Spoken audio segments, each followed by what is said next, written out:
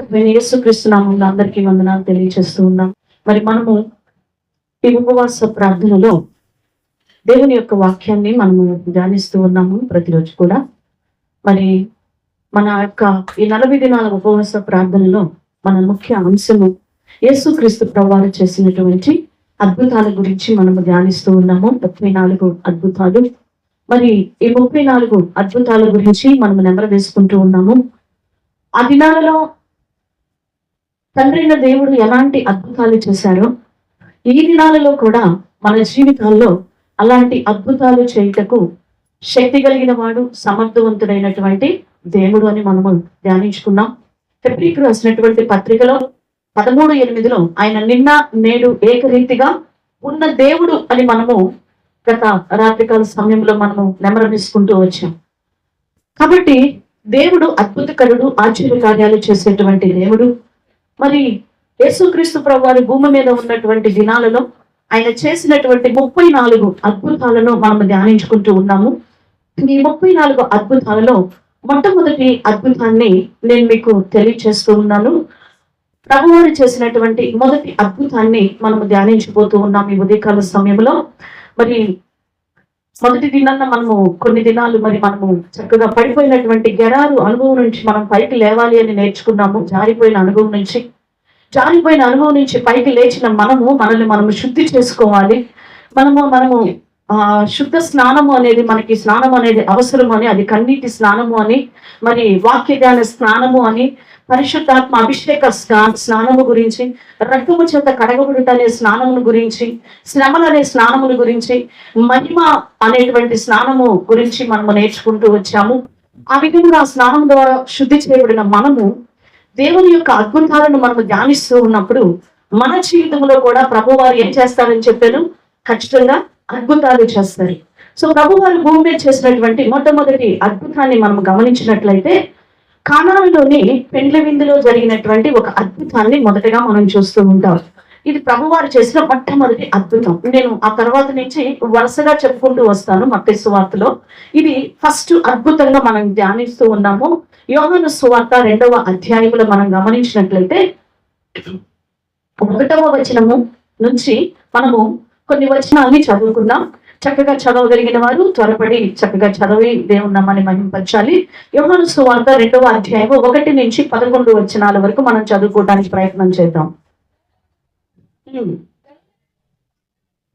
గలిలయలోని కానాను అను ఊరిలో ఒక వివాహము జరిగెను. యేసు తల్లి అక్కడ ఉండెను. యేసును ఆయన శిష్యులను ఆ వివాహమునకు పిలువబడి ద్రాక్షారసము అయిపోయినప్పుడు యేసు తల్లి వారికి ద్రాక్షారసము లేదని ఆయనతో చెప్పగా యేసు ఆమెతో, అమ్మా, నాతో నీకేమి పని, నా సమయం ఇంకనూ రాలేదనెను. ఆయన తల్లి పరిచారకులను చూచి, ఆయన నీతో చెప్పునని చేయుడనెను. యూదుల శుద్ధీకరణాచార ప్రకారము 2-3 తూములు పట్టు 6 రాతి బాణలు అక్కడ ఉంచబడి ఉండెను. యేసు ఆ బాణలు నీళ్లతో నింపుడని వారితో చెప్పగా వారు వాటిని అంచుల మట్టుకు నింపిరి. అప్పుడు ఆయన వారితో, మీరిప్పుడు ముంచి విందు ప్రధాని యొద్దకు తీసుకుపోండి చెప్పగా వారు తీసుకొని పోయి, ఆ ద్రాక్షారసము ఎక్కడి నుండి వచ్చెనో ఆ నీళ్లు ముంచి తీసుకొని పోయిన పరిచారకులకే తెలిసినది, కానీ విందు ప్రధానికి తెలియకపోయాను. కనుక ద్రాక్షారసమైన ఆ నీళ్లు రుచి చూచినప్పుడు ఆ విందు ప్రధాని పెళ్లి కుమారుణ్ణి పిలిచి, ప్రతి వాడును మొదట మంచి ద్రాక్షారసము పోసి జనులు మత్తుగా ఉన్నప్పుడు జబ్బు రసము పోయెను. నీవైతే ఇది వరకును మంచి ద్రాక్షారసము ఉంచుకొని ఉన్నావని అతనితో చెప్పెను. గలిలయలోని కానాలో యేసు ఈ మొదటి సూచక క్రియను చేసి తన మహిమను బయలుపరిచెను. అందువలన ఆయన శిష్యులు ఆయన యందు విశ్వాసం ఉంచిరి. ప్రియమైన దేవుని బిడ్డలారా, ఇక్కడ యేసుక్రీస్తు ప్రభువారు చేసినటువంటి మొదటి అద్భుత కార్యాన్ని ఇక్కడ మనం చూస్తూ ఉన్నాం. ప్రభువారు చేసినటువంటి మొదటి అద్భుత కార్యం. అయితే దీనిని మనం పరిశీలించినట్లయితే యేసు ప్రభువారు సేవ ప్రారంభించినప్పటి నుంచి 3వ దినాన బహుశా యేసయ్య నతానియేలును కలిసినటువంటి తర్వాత 3వ దినాన ఈ యొక్క కార్యక్రమము జరిగినట్లుగా, ఈ యొక్క అద్భుతము జరిగినట్లుగా మనం చూస్తూ ఉంటాం. ఆ దినము నుంచి చూసుకుంటే మరి ఇది 3వ దినంగా మనం గమనిస్తాం. ఏది? కానానులో పెళ్లికి వెళ్ళటం. మొదటిగా ఆ యొక్క నతానియేలును చెట్టు కింద కలుసుకుంటాడు కదా, ఆ కలిసిన 3వ దినము నుంచి ఈ సేవ ఇక్కడ ప్రారంభం అవటాన్ని మనం చూస్తున్నాం. మొట్టమొదటి అద్భుతాన్ని, ఇది ఆయన చేసినటువంటి మొట్టమొదటి సూచక క్రియ. హల్లెలూయా. ప్రియమైన దేవుని బిడ్డలారా, గలిలయలోని కానా అనేటువంటి ప్రాంతంలో ఈ సూచక క్రియ జరిగినట్లుగా మనం చూస్తా ఉన్నాము. మరి సహజంగా యూదులు ఆ యొక్క పెళ్లి కార్యక్రమము చేసుకునేటప్పుడు సమాజంగా అందరూ కూడా పాల్గొంటారు. వాళ్ళు సమాజం అంతా కూడా పాల్గొని ఆ విందు కార్యక్రమాన్ని యూదులు చేసుకుంటూ ఉంటారు. యేసు తల్లి కూడా అక్కడ పిలువబడింది. బహుశా యేసు గారి యొక్క తల్లి మరియా మరి వారికి బంధువురాలు లేక ఆ పెళ్లి వారికి స్నేహితురాలు అయి ఉండొచ్చు. ఎందుకంటే ఉంటిగా ఎవరు పిలవరు కదా, మరి బహుశా ఆమె బంధువో లేకపోతే ఒక స్నేహితురాలు అయి ఉంటుంది. ఆమె పిలువబడింది. ఆమెతో పాటు అంటే యేసు మరియ కుమారుడిగా యేసు ప్రభువారిని ఆయన శిష్యులను కూడా ఇక్కడ ఆ విందుకి పిలిచినటువంటి సందర్భాన్ని మనము చూస్తా ఉన్నాం. ఈ భాగాన్ని అంతా కూడా మనము గమనించినట్లయితే పెళ్లిలో ఏమైపోయింది? ద్రాక్షారసం అయిపోయింది. మెయిన్ ఇంపార్టెంట్ ద్రాక్షారసం. ఆ ద్రాక్షారసం ఏమైపోయిందంటే అక్కడ కంప్లీట్ గా అయిపోయింది. కానీ నీటిని ద్రాక్షారసముగా ప్రభువారు మార్చినటువంటి సందర్భాన్ని, విషయాన్ని అక్కడ మనము గమనిస్తా ఉన్నాం. ఇది మన జీవిత పాఠాలకి కనుక మనము అన్వయించుకుంటూ ఉన్నట్లయితే ఇక్కడ మనం చూస్తే ఒక విషయాన్ని గమనించినట్లయితే, వారు యేసుని పిలిచారు కానీ వారు ఆయనను దైవ కుమారుడిగా వారు ఏం చేయలేదు, గుర్తించలేదు. యేసయ్యని పిలిచారు కానీ వారిని దైవ కుమారుడిగా వారు గుర్తించలేదు. ఈ రోజు నీ జీవితంలో దేవుని సన్నిధికి నువ్వు వస్తూ ఉన్నావే కానీ దేవుణ్ణి గుర్తించినటువంటి వారిగా అనేక మంది జీవిస్తూ ఉన్నారు. యేసుప్రభు వారి పటాలు ఉంటాయి ఇంట్లో, యేసుప్రభు వారి వాక్యాలు ఉంటాయి, యేసుప్రభు వారి బైబిల్ ఉంటాయి, అనేక మంది పాస్టర్లు వస్తుంటారు ఆ ఇంట్లోకి. కానీ యేసుకు ఒక ఇంపార్టెంట్ అనేది వారి గృహాలలో, వారి జీవితాల్లో ఈ దినాల్లో లేదు. ఆయనకి ఒక ముఖ్యమైన స్థానం అనేది లేదు.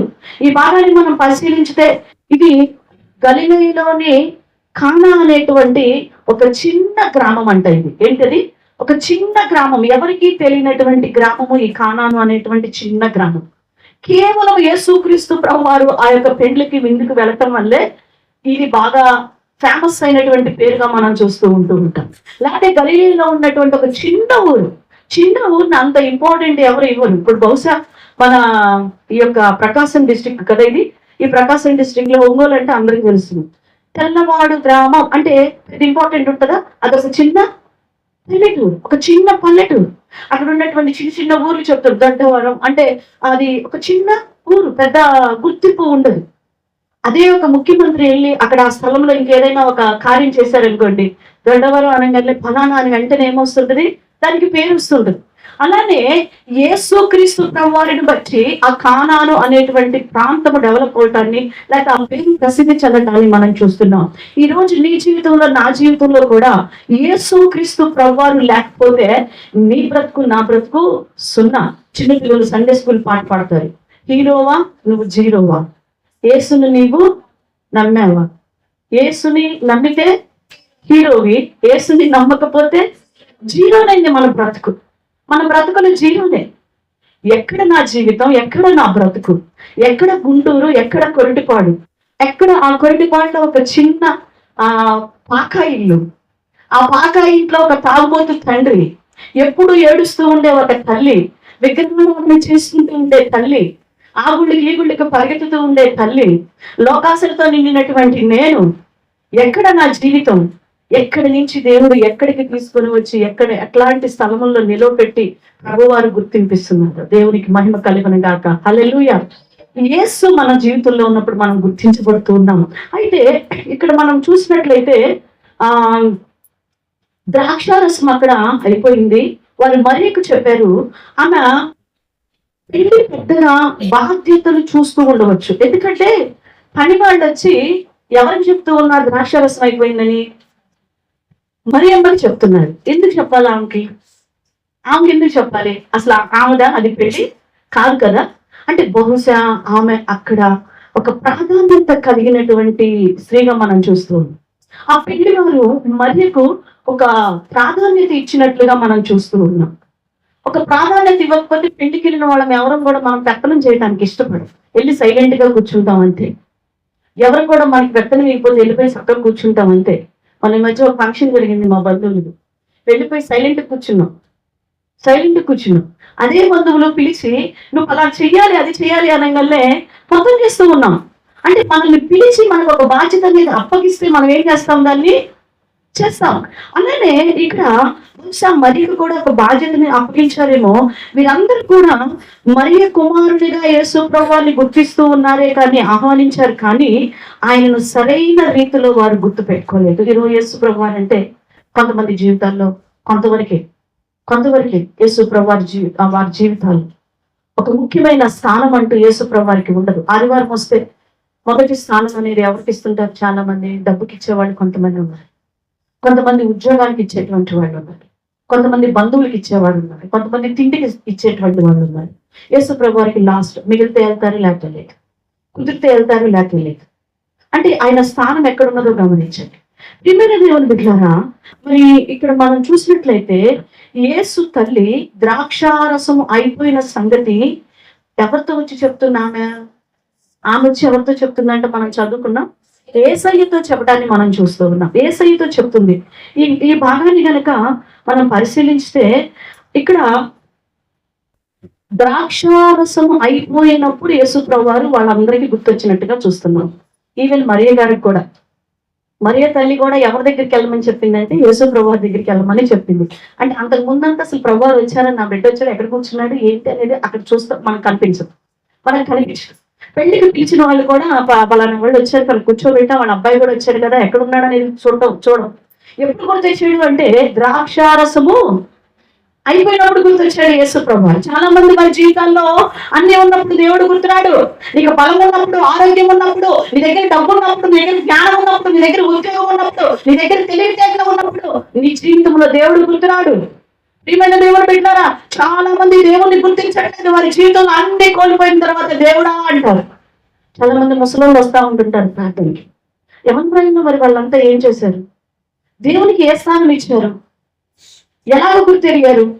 దేవుని వాక్యం చెప్తుంది, యవన ప్రాయములో నీ బలాన్ని ఎవరికి ఇవ్వాలంట? దేవునికి ఇవ్వు. యవన ప్రాయములో నీ బలాన్ని. ప్రియమైన దేవుని బిడ్డలారా, ఈ దినాల్లో చాలా మంది ఆయన ఇచ్చే వాటి కోసమే దేవుని మందిరానికి వస్తుంటారు. వస్తూ ఉంటారు. ఆయన ఇచ్చేటువంటి నిత్య జీవం మాత్రం వాళ్ళకి అవసరం లేదు. ఆ నిత్య జీవము కోసము విశుద్ధముగా జీవించాలనే తపన వారి జీవితాల్లో ఉండదు. ఈరోజు తాత్కాలిక ప్రయోజనాల కోసమే దేవుని మందిరానికి వచ్చేవాళ్ళు ఎక్కువైపోతున్నారండి. మీరు గమనించండి, ఆ తెర మీద చూపించేటువంటి మందిరాలని గమనించండి. అద్భుతాల కోసం పోయేవాళ్ళు ఎక్కువ, స్వస్థతల కోసం పోయేవాళ్ళు ఎక్కువ. ఒక్క ఆత్మను కూడా వ్యక్తిగతంగా సంపాదించిన కాపులు ఉండరు అక్కడ. ప్రతి ఆ సంఘంలో కొంతమంది, ఈ సంఘంలో కొంతమంది, అందరు సంఘాల్లో నుంచి కొంతమంది ఇష్టపడి వెళ్ళిన వాళ్ళు, కొంతమంది కష్టపడి వెళ్ళిన వాళ్ళు, కొంతమంది గొడవలు పడి వెళ్ళిపోయిన వాళ్ళు, లేకపోతే టైం కుదరట్లేదు పనికి వెళ్ళడానికి, ఈ టైం అక్కడైతే సెట్ అవుతుందని వెళ్ళినటువంటి వాళ్ళు, ఇలాంటి వాళ్ళే మనకు కనిపిస్తూ ఉంటారు. అంటే తాత్కాలికమైన ప్రయోజనాల కొరకు వెళ్ళామని ప్రజెంట్ వేయించుకునేటువంటి వాళ్ళు ఎక్కువ కనిపిస్తూ ఉన్నారు. ప్రియమైన దేవుడు పెట్టారు, అలాంటి లిస్టులో మనము ఉండకూడదు. ఈరోజు దేవుడు మనకి సెలవిస్తూ ఉన్నాడు, పాపము నుంచి మనము మళ్లించబడి మరలా తిరిగి ఆ పాపములో మనం ఏం చేయకూడదంట? ప్రవేశించకూడదు ఆ పాపంలోనికి. ప్రియమైన దేవుని బిడ్డలారా, అదే ఒక గొప్ప అద్భుతం మన జీవితం. దేవుని నామానికి మహిమ కలుగును గాక. ఈరోజు ఆ పాపములు తిరిగి పడకుండా ప్రతి దినము మనల్ని మనము కాపాడుకుంటూ ముందుకు వెళ్ళటమే దేవుడు మనకిచ్చిన గొప్ప కృప. ఎందుకంటే ప్రభువారు చెప్తున్నారు కదా, ఒక పాపి మారు మనసు పొందితే పరలోకంలో ఏంటంట? సంతోషం, పండగ. లోకసువార్త 15 మనం చదువుతాం కదా. కాబట్టి మనము నిత్య జీవం కోసం దేవుణ్ణి వెతకాలి, కానీ అన్ని కోల్పోయిన తర్వాత దేవుణ్ణి వెతికే వారిగా మనము ఉండకూడదని దేవుని వాక్యం మనకి సెలవిస్తా ఉన్నది. మరి ఇక్కడ మనం చూసుకున్నట్లయితే యేసుక్రీస్తు వారి సేవ పరిచర్య ఎలాగ ప్రారంభించారు అంటే వివాహముతో ప్రారంభించారు. ఇంకొక కోణంలో మనం చూస్తే ఈ వాక్యాన్ని, ప్రభువారు సేవ ప్రారంభించినటువంటి మొట్టమొదటి పరిచర్య ఎక్కడ? పెళ్లి విందుతోటి. పెళ్లి దగ్గర స్టార్ట్ చేశాడు. అదే ప్రకటన గ్రంథంలో మనం చూసినట్లయితే ఆయన రెండవ అక్కడ వివాహముతోటి పెండ్లి విందుతోటి ఏమవుతుందంట, ముగించబడటానికి లేకపోతే రావటాన్ని మనము చూస్తూ ఉన్నాము. ప్రియమైన దేవుని బిడ్డలారా, ఈ మొత్తం అన్నిటిలో ఈ మనం గమనించుకుంటూ ఉన్నట్లయితే ఒక 3 విషయాలు ఇక్కడ మనము గ్రహించవచ్చు. ఒకటి, యేసుని మనము పిలవాలంట. ఏం చేయాలి? ఈ అద్భుతముల గురించి, ఇలాంటి అద్భుతాలు నీ ఇంట్లో కూడా జరగాలి అంటే, ఇలాంటి కార్యాలు నీ జీవితంలో నీ బ్రతుకులో జరగాలి అంటే మొదట యేసును నువ్వు పిలవాలి. ఏం చేయాలంట? యేసయ్యను నువ్వు పిలవాలి. ప్రభు నా హృదయంలోనికి రండి అని నువ్వు పిలవాలి. నువ్వు పక్కింటోని పిలుస్తావు, ఎదింటోని పిలుస్తావు, నీకు నచ్చిన వాళ్ళని పిలుస్తావు, లేకపోతే ఎక్కడెక్కడ వాళ్ళందరినీ పిలుస్తావు, ఎవరెవరినో పిలుస్తావు. కనీసం నెలకు ఒకసారి కూడా దేవుణ్ణి పిలువు, నీ ఇంట్లో ప్రార్థన పెట్టించుకోవడానికి. సాగుళ్ళు పిలవు. సంవత్సరం అంతా గమనిస్తే లిస్ట్ వేసుకోండి. సంవత్సరం అంతా ఇట్లా నీ ఇంట్లో ఎన్నిసార్లు ప్రార్థన జరిగినాయో, ఎన్నిసార్లు నీ ఇంట్లో సువార్త ప్రకటించబడింది, యేసు ప్రభువుని ఎన్నిసార్లు నీ గృహంలోనికి ఆహ్వానించావు. ప్రియమైన దేవుని బిడ్డలారా, ఈ రోజు యేసయ్యను నువ్వు పిలిచేటువంటి బిడ్డగా ఉండాలి. వీరు యేసయ్యని పిలిచారు కానీ ఆయన మర్చిపోయారు. ఏమైపోయారంట? మర్చిపోయారు. ఆయన దేవుని కుమారుడు అనే విషయాన్ని కూడా మర్చిపోయారు. కేవలం ఒక మరియ కుమారుడుగానే ఆయనను వారు పిలుస్తూ ఉన్నారు. ప్రియమైన దేవుని బిడ్డలారా, అయితే యేసుని ఇంకా నీ జీవితంలో కూడా ఆయనను పిలవకుండా అలానే ఉన్నావేమో. ఆయన తడుతూ ఉన్నాడేమో. కర్మగీతాల్లో మనం చదువుతాం, ఆ యొక్క తలుపు ఏం చేస్తున్నాడంట? తడుతూ ఉన్నాడు. ఆ ప్రియురాలు చెప్తుంది, ఏమని చెప్తుంది? ఇప్పుడే కాళ్ళు కడుక్కున్నాను, ఇప్పుడే మంచం ఎక్కాను, మరలా నేను దిగాలా, మరలా నా కాళ్ళు మురికెళ్ళిపోతాయి, నేను మళ్ళా తలుపు తీయాలా, ఎన్ని చెప్తుందో చూడండి ప్రియురాలు కదా.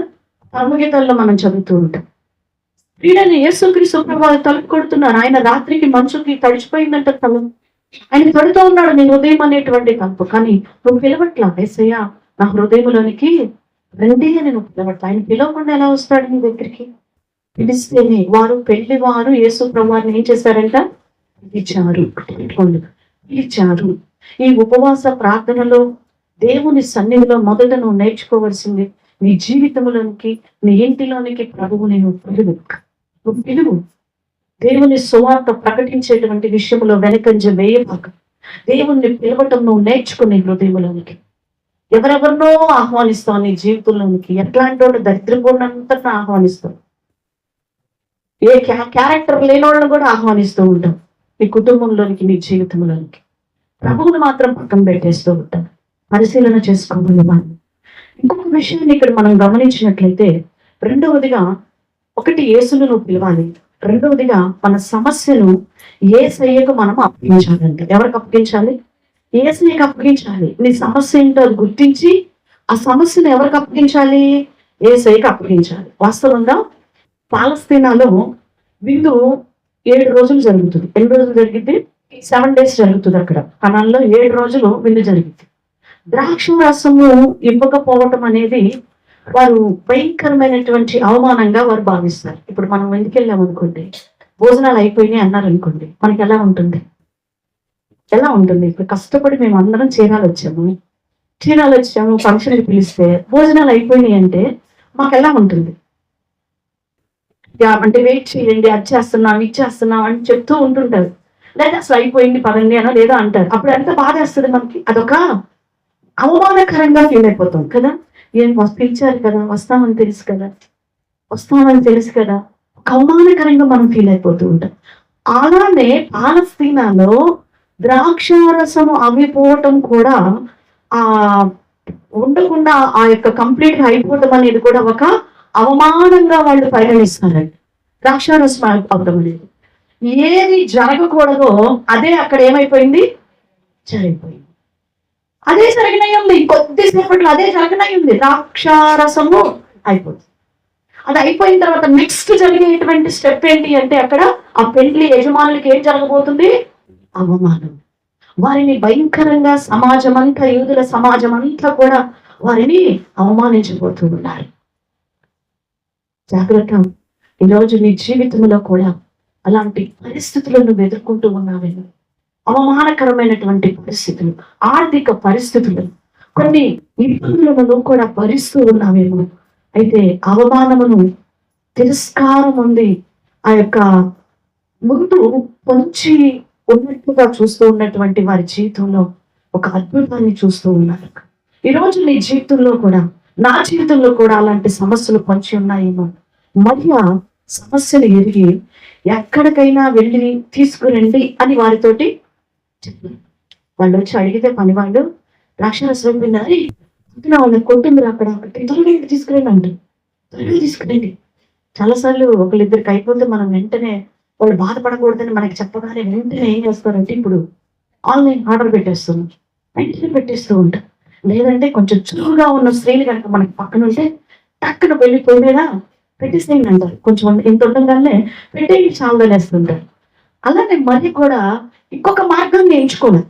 ఇంకో చాటుకి వెళ్ళి తీసుకురండో లేకపోతే ఇంకేదో చేయండి అని చెప్పేసి అని మరొక ఆలోచన ఆమె తీసుకోలేదు, వేరే ఎటువంటి ఆలోచన తీసుకోలేదు. అయితే ఎవరికి అప్పగించిందంట ఆమె? సొంత జ్ఞానమును కానీ బలమును కానీ అక్కడ ఉపయోగించలేదు, కానీ యేసయ్యకు ఆ సమస్యను అప్పగించినట్లుగా మనం చూస్తున్నాం. అవును, ఈ రోజు నీ జీవితంలో నువ్వు పాటిస్తున్నావు, నువ్వు మొరపెట్టుకుంటున్నావు, నీ జీవితంలో ఎన్నో ఇబ్బందుల్లో పడుతూ ఉన్నావు. అయితే నువ్వు చేయించలేకపోతూ ఉన్నావేమో. ఇంకా నువ్వు దేవునికి అప్పగించుకోవడం నేర్చుకో. మనుషులకి లేకపోతే ఇంకేదో విధంగా ఆ కార్యము జరగాలి, ఆ డబ్బులు ఇంకో రూపంలో వచ్చేసేయాలి, లేకపోతే అదేదో ఇంకో రూపంలో కార్యము జరిగిపోవాలి, ఇంకో రూపంలో ఇల్లు కట్టాలి, ఇంకో రూపంలో అప్పులు తీర్పోవాలి. ఇలాగా సొంత జ్ఞానములు సొంత ప్రయత్నాలు మనము చేయకూడదని దేవుడు సెలవిస్తూ ఉన్నాడు. ఈరోజు కంప్లీట్ గా నేను నువ్వు ఎవరికి అప్పగించుకోమంటున్నాడు? దేవునికి అప్పగించుకో. దేవుడి మీద వచ్చే వాళ్ళంతా స్తోత్రం చూడు. చాలా మందికి వస్తుంది దేవునికి భాగ్యం కలిగింది. ఎంత బాగా నిలబోతున్నారు. కష్టపడుకోండి, అందరం కలిసి గట్టిగా స్తోత్రం చెప్దాం. హల్లెలూయా. జాలు పడబడినట్టుంది మన వాళ్ళకి. నలభై దినాలు రెప్ప వాడకూడదంటే, 40 దినాలు ఇలాంటి అద్భుతాలు నువ్వు చూసేంత వరకు, పొందుకునేంత వరకు నువ్వు మొరపెట్టే వాటి విషయంలో ఎక్కడ నువ్వు కొనకూడదు, నిద్రపోకూడదు. అంటే పట్టుదలతో ప్రార్థన చేయాలి. ప్రియమైన దేవుని బిడ్డలారా, పూర్తిగా నీ సమస్యను, నీ బాధ్యతను ఎవరికి అప్పగించండి? ఎవరికి? ఎస్.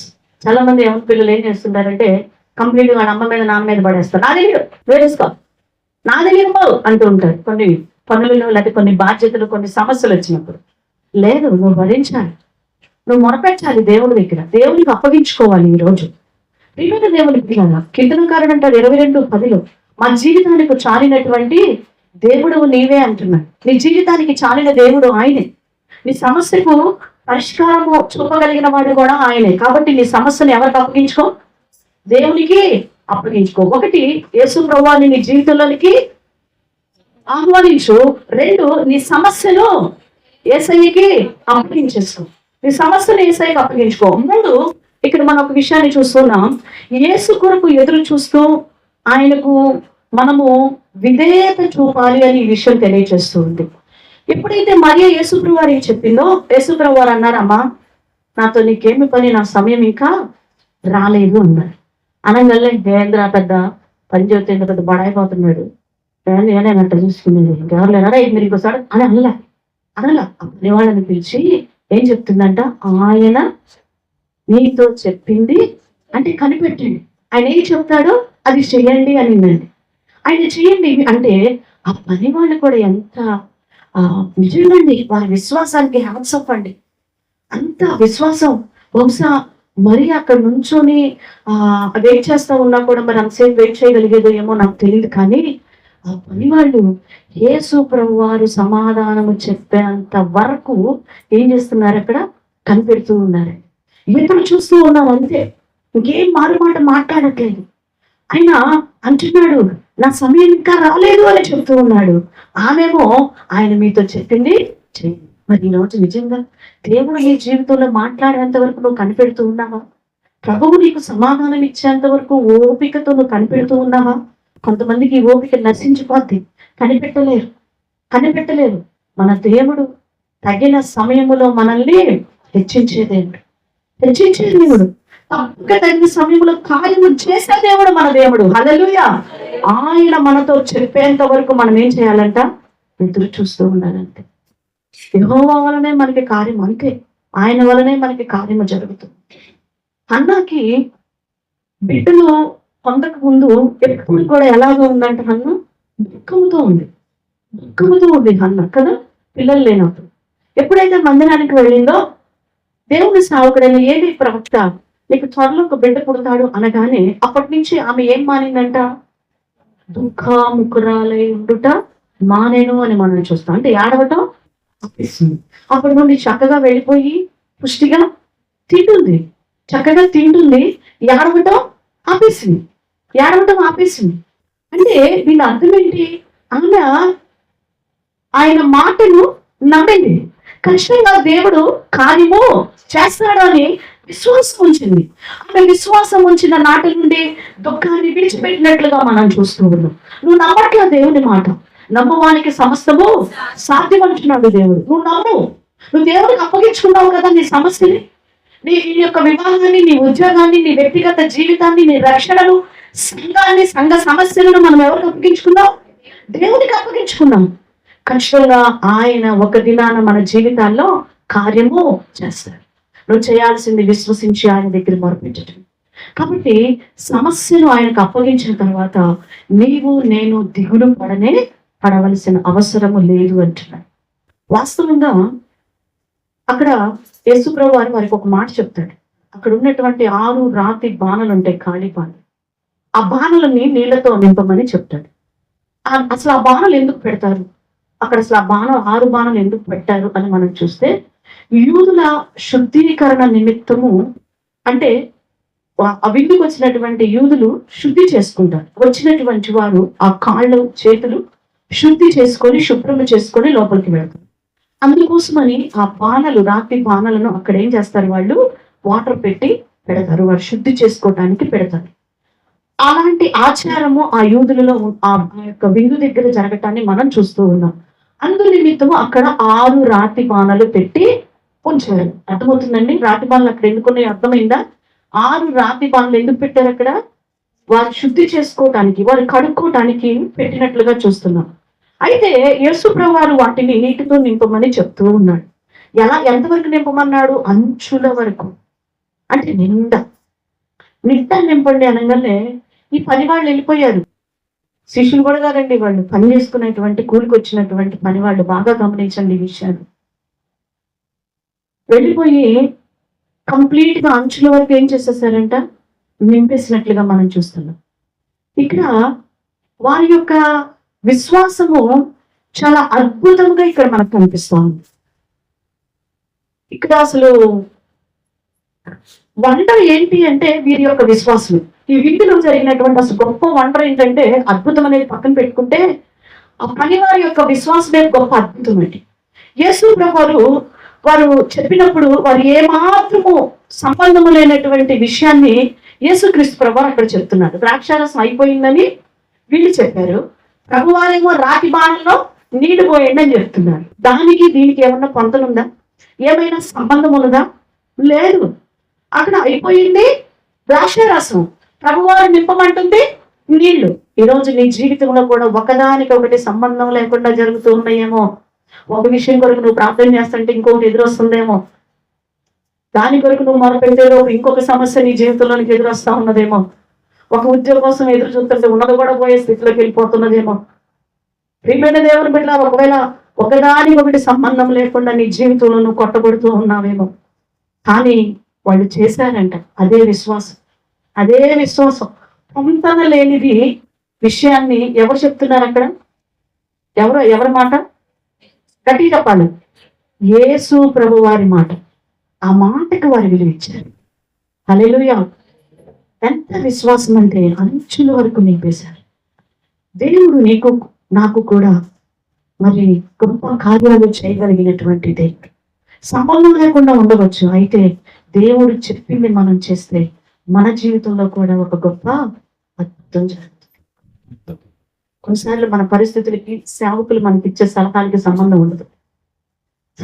మనం అనుకుంటాం, ఇదేంటి నేను ఎట్లా ఉన్నానో చూడు, పాస్టర్ గారు నేను అలా అంటాను, పాస్టర్ మోడీ ఇలా చెప్తారు అనుకుంటాను. దేవుడు అలాగా నీతో మాట్లాడిస్తూ ఉంటాడు కొన్నిసార్లు. మనము లోబడినప్పుడు దేవుడు కార్యాలు చేస్తాడు. అన్నిటికంటే దేవుని మాటకి లోబడటం ముఖ్యం మనకు. సౌలు రాజు మనకి తెలుసు, దేవుని యొక్క మాట ఏం చేయలేదు, వినను. అతను రాజుని చంపేయమన్నాడు దేవుడు. చంపేయమంటే ఏం చేశాడు? అతడు చంపకుండా తీసుకొని వచ్చేసాడు బతికిచ్చేసి. అందుకే రాజ్యాన్ని పోగొట్టుకున్నాడు, రాజస్థానం నుంచి వెలువైపడ్డాడు. అదే సమయంలో 1 గ్రంథం 15:22 అంటాడు, బలులు అర్పించుట కంటే మాట వినుట శ్రేష్టము అంటున్నాడు. ఈ రోజు నువ్వెన్ని అర్పిస్తున్నావు అన్నది కాదు, దేవుని మాట విను. కష్టమైనా సరే ఆయన మాట విను. ప్రభువునందు భయభక్తులు కలిగిన తల్లిదండ్రుల మాటలు వినండి బిడ్డలారా, మీకు ఆశీర్వాదం. విశ్వాసి అయిన నీ భార్య మాట వినటం నేర్చుకో, విశ్వాసి అయిన నీ భర్త మాట వినటం నేర్చుకో, సేవకుల మాట వినటం నేర్చుకో. నీ జీవితంలో దీవించబడతావు, ఆశీర్వదించబడతావు. దేవుడు మనకు చెప్తాడు అని అది మనము చేసేవారిగా ఉండాలి. అప్పుడు అంటున్నాడు ప్రభువారు, ఇది ముంచి విందు ప్రధాని యొద్దకు తీసుకువెళ్ళండి అన్నాడు. పాస్టర్ గారు కాఫీ అడిగారు, ఇక్కడ కూర్చొని, మౌనిక ఆ గ్లాసులో నీళ్లు కప్పులో పోసి తీసుకెళ్ళు అన్నాను అనుకోండి, తీసుకెళ్తుందండి? తీసుకెళ్తా? సన్న కింద నుంచి పైదాకా చూసిద్ది, కింద నుంచి పైదాకా చూసిద్ది. లేదంటే దీనినక్కకు పిచ్చొచ్చింది అని, మెంటల్ వచ్చేసింది అని, ఖచ్చితంగా మెంటల్ సర్టిఫికేట్ ఇచ్చేసింది నాకు. అక్కడ ద్రాక్షారసం అయిపోయిందంటే యేసుక్రీస్తు ప్రభువు పని వాళ్ళని ఆ నీళ్లు ముంచి తీసుకొని వెళ్ళమంటున్నాడు. ఆ బాణంలో నీళ్లు ముంచుకొని తీసుకొని వెళ్ళండి అని అంటే వాళ్ళ ధైర్యం చూడండి, అసలుకి ఎంత గొప్ప ధైర్యంగా, ఎంత గొప్ప విశ్వాసంగా అలాగే ముంచేసుకొని తీసుకొని వెళ్ళిపోతున్నారండి. ఆయన ముంచుకొని తీసుకెళ్ళాను అందరినీ. అప్పటికే ద్రాక్షరసం ఐడియా లేదు, బాగా ఏమున్నాయని నీళ్ళే, ఆ నీళ్ళే ముంచుకొని పట్టుకెళ్తున్నారు. ఎవరి దగ్గరికి? మళ్ళా విందు ప్రధాన, అంటే ఒక ముఖ్య అతిథిగా పిలువబడినటువంటి వ్యక్తి పెళ్లి విందుకి, అతని దగ్గరికి తీసుకువెళ్తూ ఉన్నారు. అవును, ఈరోజు నీ విశ్వాసము దేవుని సన్నిధిలో సంపూర్ణమగినట్లుగా ఆయన మాటకి నువ్వు అది ఏదైనా సరే చూచినప్పుడు అక్కడ ఏమి కనుగొనవచ్చు. అబ్రహాం అంటే నిరీక్షింపబడి వాటి యొక్క నిజ స్వరూపమే విశ్వాసం. ఉన్నది లేనట్లుగా, లేనిది ఉన్నట్లుగా నువ్వు నమ్మటమే విశ్వాసం. అది లేదు, అందుకే అద్భుతాలు లేవు నీ జీవితం. లేదు, నీ పని వారిలో మనం నేర్చుకోవలసినటువంటిది వారిలో ఉన్న విశ్వాసం. వారిలో బహుశా అప్పుడే యేసు ప్రభువుని కలిశారేమో, వాళ్ళు నాకు తెలియదు, ఆ 2 కలిశారేమో నాకు తెలియదు మరి, కానీ ఎంత నమ్ముచున్నారు. వాళ్ళు తీసుకొని వెళుచూ ఉండగా మార్గములో ఏమైపోయింది? ఒక అద్భుతం జరిగిపోయింది. ఒక అద్భుతం నమ్మి ప్రార్థిస్తూ ఉండు. ఈ 40 దినాలు నీ జీవితంలో కూడా అద్భుతం జరుగుతుంది. హల్లెలూయా. దేవుడు నీకు చేయగలదని నమ్ముదాం. ఈ యొక్క ఉపవాస ప్రార్థనలు ప్రభువారు చేసిన మొట్టమొదటి అద్భుతం ఇది. ఇలాంటి అద్భుతాలు మన జీవితంలో కూడా ఎన్నో ప్రభు చేయడానికి ఇష్టపడుతున్నారు. ప్రియమైన దేవుని బిడ్డలారా, వారు దేవుడు చెప్పింది చేశారు కనుక అద్భుతాన్ని చూశారు. నీ జీవితంలో దేవుడి మాటకి, దేవుడు చెప్పింది నువ్వు చేయి, నీ జీవితంలో కూడా ఏం జరుగుతుంది? అద్భుతం. సారేపత్తు విధవరాలిని దేవుని సేవకుడు చెప్పిన మాటకి ఏం చేసింది? ఆమె కూడా విధేయత చూపింది. ఫస్ట్ నాకు చేసుకురా అప్పం అన్నాడు. కొంచెమే ఉందయ్యా పిండి, కొంచెమే నూనె ఉందంట అయ్యా, ఫస్ట్ తీసుకురా అన్నాడు. ఆమె ఆయన మాటకి లోబడి తీసుకొచ్చింది.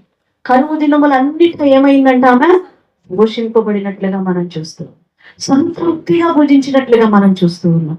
ఆ విందు ప్రధాని తాగి అంటున్నాడు, ఇది శ్రేష్టమైన ద్రాక్షారసం. హల్లెలూయా. దేవుడు నీకు ఇచ్చేది శ్రేష్టమైనది ఇస్తాడు. నీకు నువ్వుగా పొందుకునేటువంటి భక్తులు, నీకు నువ్వుగా పొందుకునేటువంటి భార్యలు శ్రేష్టమైన వారిగా నీకు ఉండరు, శాపముగా నీ జీవితంలో ఒక ముళ్ళుగా ఉంటారు. ఇతడు నా భాగస్వామిగా బాగుంటాడు అని నువ్వు వెంబడబడుతుంటావు కదా యవన చెల్లి, యవన తమ్ముడు. ఈరోజు నీకు నువ్వుగా పరిగెత్తేది నీకు శ్రేష్టమైనదిగా ఉండదు, ఒక ముళ్ళుగా ఉంటుంది. ఇక నువ్వు కూర్చొని ఏం చెప్తుంటావంటే, సొలొమోను గారు చెప్పినట్లు దయ్యాడి అయిన భార్యతో నివసించట కంటే మిద్దె మీద ఒక మూలన దాగి ఉండటం పోరాకు తింటాం మేలు అనేటువంటి డైలాగులు వస్తుంటాయి అన్నమాట.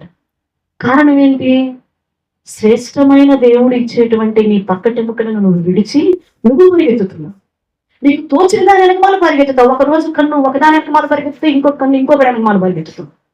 దానికి అద్దు ఆపు లేదు. జరగదు. ఈరోజు శ్రేష్టమైనది దేవుడు నీకు ఇస్తాడు.